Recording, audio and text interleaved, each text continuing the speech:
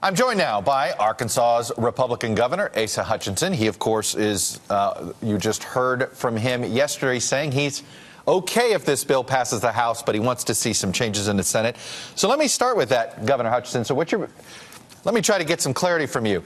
If the House version is what passes the Senate, then you can't support this bill? That's correct. That's a bad idea. It's not a bad beginning process, but it's a terrible ending process.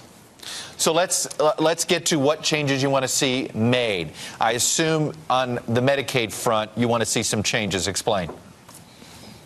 Well, I do. First of all, they're doing the right thing by replacing Obamacare. That's important because it's not working here in Arkansas now. But in terms of the House bill, the challenge is, first of all, a shift from the federal government to the states in terms of cost. Secondly, they've got to readjust on the subsidies for those that are at poverty level and low income. Right now, they've increased the limits in the subsidies, so it goes up to twice the income limits that was under Obamacare.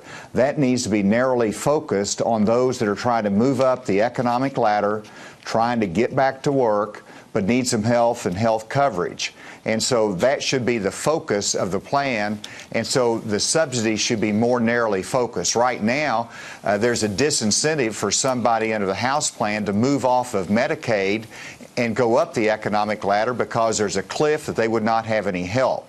Those are the kind of things that need to be corrected. We need to have less of that cost shift to the state. We need to have more of the subsidies focused on the low income. Where does that money come from then? Because right now, in the way this bill has, they've gotten rid of some of the tax revenue that they had raised in Obamacare, in the Affordable Care Act, which that was making up some of the money where they got the subsidy. Now they're doing these tax credits. Where do they get the money to increase these tax credits? And do you want to see it done by income instead of age? Well, the CBO numbers indicates that there is a savings under the House plan, so that's good news, but let's just readjust those numbers. And so on the subsidy side of it, let's don't subsidize the higher income levels. Let's concentrate the same subsidies on those that are at poverty level and a little bit above, trying to move up. So you want means testing. You want a little means testing here, which is something that I know some have called for, but the administration and the House Republicans have resisted. Well, there is means testing when you have the subsidies up to 800% of poverty level. That's means testing. I just want to have that means testing lower so we concentrate those resources on those people who are really struggling at poverty level and a little above, trying to move from Medicaid onto the employer insurance or moving onto their own individual insurance. That's where they need the help. In terms of savings, I want the states to share in reducing the cost curve for Medicaid and for health care. We will share in that. We just can't bear the bulk of that burden. When you became governor, why did you decide not to undo the Medicaid expansion? Well, I decided not to undo it because it was part of the fabric of our health care system in Arkansas. All of the systems we had in place previous to it had been dismantled, and I'm talking about many of the charity clinics that provided free health care. Those have gone away, and so we shifted, and you can't reverse that. And secondly, it has helped us in terms of access to health care in Arkansas. So many benefits from it, and we need to control the numbers better. That's why I want to move 60,000 off of the Medicaid expansion, but you can't do that if there's not any place for them to go. And that's the challenge that we face if the House plan was adopted. Do you think that, frankly, your party has gotten too caught up in the word replace, that it's so fixated on being able to say, and you went out of your way when we began our conversation, let me just say, I think this replacing it is a good idea.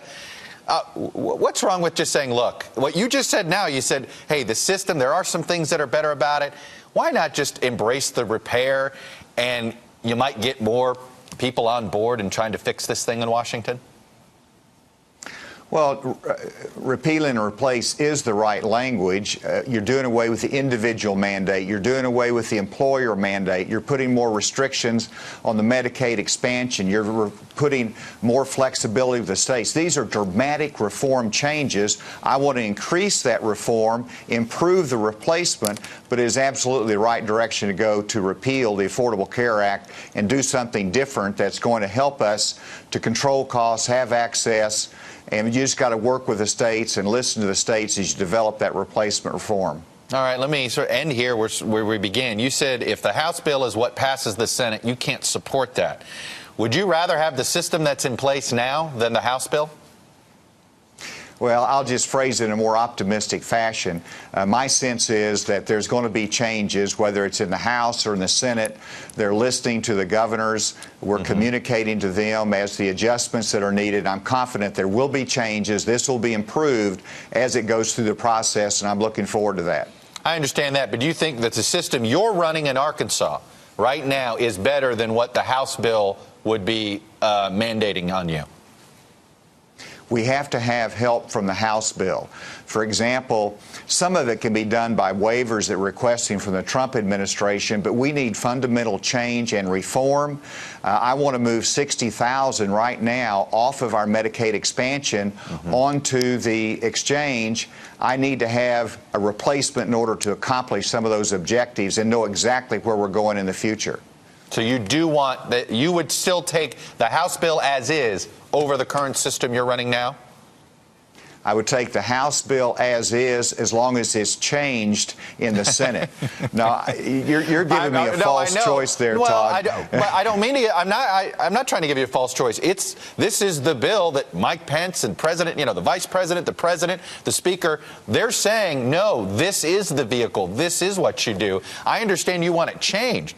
But what if it doesn't change? At that point, would you rather see them fail to do this replacement? I'll make that down the road, but clearly we need to repeal the Affordable Care Act. Let's replace it with something that works for the states, that gives us more flexibility than what's in the House plan right now. We'll help you control costs. We've got something good going in Arkansas. I just need some help to get it done in the right way. All right. Governor Asa Hutchinson, Republican from Arkansas. I'll leave it there. I'll offer you some more false choices the next time you're on, sir.